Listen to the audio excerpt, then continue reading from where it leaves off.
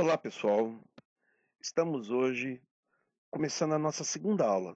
Nesse momento, estaremos dando ênfase a alguns elementos mais importantes quando estudamos limites em si, né?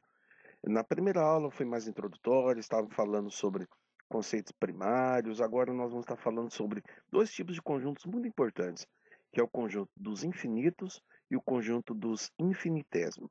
Vamos nos acompanhar e eu acredito que vocês vão conseguir entender qual é a noção desses dois conjuntos em si.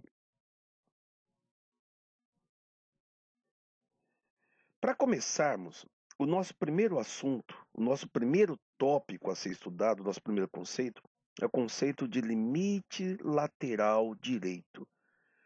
Vai acontecer em muitos momentos de estar estudando uma função matemática em um determinado ponto e neste ponto ela é descontínua, ou seja, nesse ponto ela não apresenta uma imagem. Independente se nesse ponto apresenta uma imagem ou não apresenta essa imagem, eu gostaria de saber qual é o comportamento dessa função para valores do eixo x que estão à direita do ponto que eu quero estudar. Então nós vamos estar observando esse conceito aqui, ó. Se x se aproxima de A, quer dizer, se os meus valores do eixo x estão se aproximando de um ponto A, através de valores maiores que o próprio A, eu estou dizendo que ele está fazendo uma aproximação pela sua direita. E escrevemos simbolicamente desse jeito, ó. Limite de f de x quando x tende a A, e esse A tem um sinalzinho de mais aqui em cima dele. Isso significa que eu não estou observando exatamente o valor numérico A. Eu estou observando os valores que estão à direita de A, valores maiores que A, né? Mas que estejam muito próximos a ele. O resultado disso é chamado de B. Então eu digo que o limite de f de x, quando x tende a pela direita, é igual a B. Esse limite é chamado de limite lateral direito, tá? O outro conceito é o conceito de limite lateral esquerdo.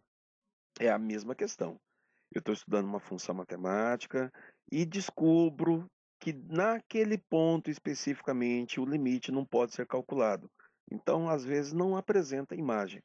Independente disso, se naquele ponto específico apresenta imagem ou não, eu quero saber o comportamento da função quando meus valores x estão se aproximando deste ponto pelo seu lado esquerdo. Nós vamos fazer a leitura assim. Se x se aproxima de A através de valores menores que A, ou seja, pela sua esquerda, nós vamos escrever desse jeito, ó. Limite de f de x, quando x tende a A, esse sinalzinho de menos aqui significa que é pela esquerda. E esse resultado me daria C. Então, nós fazemos a leitura que esse é chamado de limite lateral esquerdo de A.